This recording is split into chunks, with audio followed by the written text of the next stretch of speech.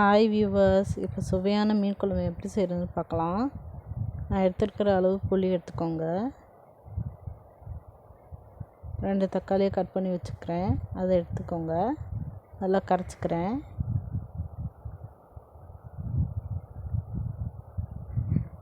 ஒரு ஸ்பூன் உப்பு எடுத்துக்கோங்க. 1 ஸ்பூன் உப்பு, 1/4 ஸ்பூன் மஞ்சள் தூள் போட்டு நல்லா மிக்ஸ் பண்ணிக்கோங்க. வீட்டில் அரைச்சி வச்சுருக்கிற மிளகாத்தூள் நான் சேர்க்க போகிறேன்.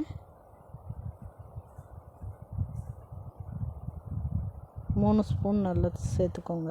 காரமான மீன் குழம்புன்றதுனால 3 ஸ்பூன் நான் சேர்த்துருக்கேன். நீங்கள் கம்மியாகவே சேர்த்துக்கோங்க. உங்களுக்கு பிடிக்கலைன்னா, காரம் கம்மியாக வேணும்னா கம்மியாக சேர்த்துக்கோங்க. 3 ஸ்பூன் சேர்த்துருக்கேன்.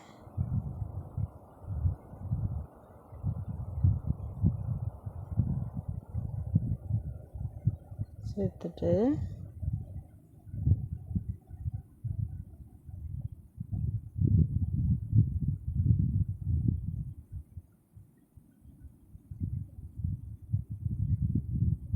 இப்போ ஒரு பீட்டர் வச்சு நல்லா பீட் பண்ணி விட்டுக்கலாம்.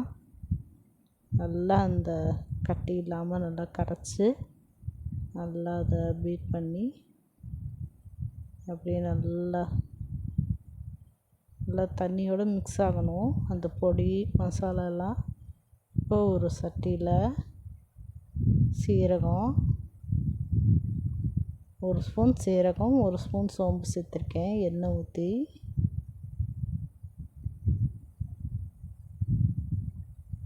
கொஞ்ச நேரம் ஆகட்டும். ஒரு 2 நிமிஷம் கழித்து 1 ஸ்பூன் மிளகு, காரமாக வேணும்னா 2 ஸ்பூன் போட்டுக்கோங்க. காரம் இல்லைன்னா 1 ஸ்பூன் மட்டும் போதும் போட்டுக்கோங்க. அதை நல்லா மிக்ஸ் பண்ணி விட்டுக்கோங்க. மிக்ஸ் பண்ணதுக்கப்புறம்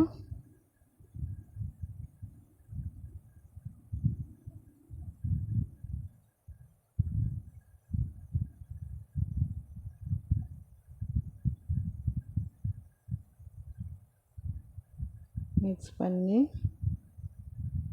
4 பூண்டு, 1 பல் பூண்டை நான் பொடியை நறுக்கி வச்சுருக்கேன், அதை அப்படியே போட்டுக்கிறேன். இது பாதி, அதை போட்டு நல்லா வதக்கி விட்டுக்கோங்க. நல்லா ப்ரௌன் ஆகட்டும். ப்ரௌன் ஆனதுக்கப்புறம் வெங்காயம் நல்லா கட் பண்ணி வச்சுருக்கேன், அதையும் போட்டுக்கிறேன். 3 வெங்காயம் தேவைப்படும். 3 தக்காளி, நல்லா அதை மிக்ஸ் பண்ணிக்கோங்க. நான் மொத்தமான அளவு சொல்கிறேன், இதை மிக்ஸ் பண்ணிக்கோங்க. கரைச்சதுக்கு 2, இதுக்கு 3, அது தனியாக எடுத்து வச்சுக்கலாம் வதங்கினோடனே. இப்போ ஒரு கடாயில் எண்ணெய் ஊற்றி கொஞ்சோண்டு வெந்தயம், கொஞ்சம் கருவேப்பிலை போட்டுக்கோங்க. மீதி இருக்கிற சின்ன வெங்காயத்தை இதில் போட்டு ஒரு 10 வெங்காயம் போட்டுக்கோங்க. நல்லா பொடிசாக கட் பண்ணி வச்சுருக்கேன், அதை நல்லா போட்டு வதக்கிக்கோங்க. நல்லா வதக்கி விட்டுக்கோங்க. நல்லா ப்ரௌனிஷாக வரணும். நல்லா வதக்கி அதை அப்படியே 1 ஸ்பூன் இல்லைன்னா 1/2 ஸ்பூன் உப்பு உங்கள் தேவைக்கேற்ப போட்டுக்கோங்க.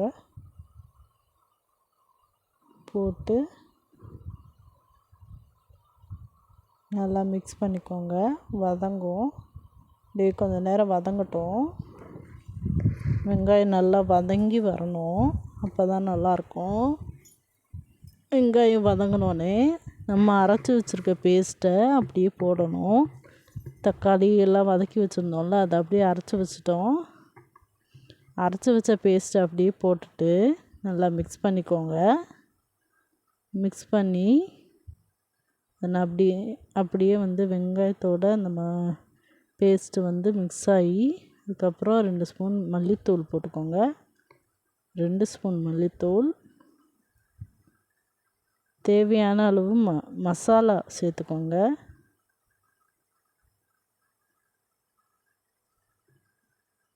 மிளகாத்தூள் மசாலா அந்த மாதிரி போட்டுக்கோங்க. போட்டு நல்லா மிக்ஸ் பண்ணிக்கோங்க. மிக்ஸ் பண்ணிகிட்டே இருக்கணும். சிம்மில் வச்சுக்கோங்க, அடி பிடிக்கிற மாதிரி இருக்கும். நல்லா மிக்ஸ் பண்ணிக்கிட்டிங்களா? மிக்ஸ் பண்ணதுக்கப்புறம் இப்படி கொஞ்சம் கெட்டியாக வந்துருச்சா? இப்போ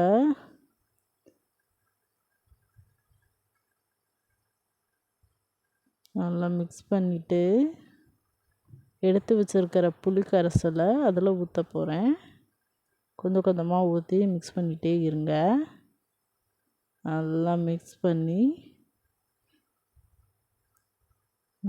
பண்ணிக்கோங்க. மிக்ஸ் பண்ணதுக்கப்புறம்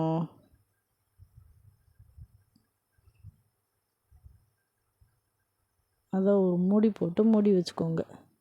கொஞ்ச நேரம் அது அப்படியே இருக்கட்டும். 10 நிமிஷம் கழித்து எடுத்து பார்த்தீங்கன்னா கொஞ்சம் இதாக இருக்கும். இப்போ இதுதான் நாங்கள் வாங்கின மீன். இந்த மீனை அதில் சேர்க்க போகிறேன். இப்போ குழம்பு நல்லா கொதிக்க ஆரம்பிச்சிருச்சு.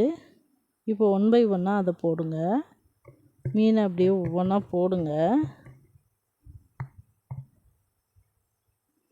நல்லா போட்டு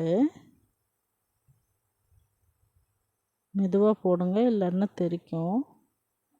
மெதுவாக போட்டு அது போட்டதுக்கப்புறம் அப்படியே ஒரு கரண்டி வச்சு லைட்டாக மிக்ஸ் பண்ணி விடுங்க. குழம்பு மட்டும் நல்லா மிக்ஸ் பண்ணி விடுங்க, இல்லைன்னா உடஞ்சிரும். லைட்டாக மிக்ஸ் பண்ணி விடுங்க. மிக்ஸ் பண்ணி விட்டிங்களா? மிக்ஸ் பண்ணதுக்கப்புறம் இந்த கன்சிஸ்டன்சி வந்துடும். அவ்வளோதான், குழம்பு ரெடி ஆயிடுச்சு. வாங்க சாப்பிடலாம். பாய்.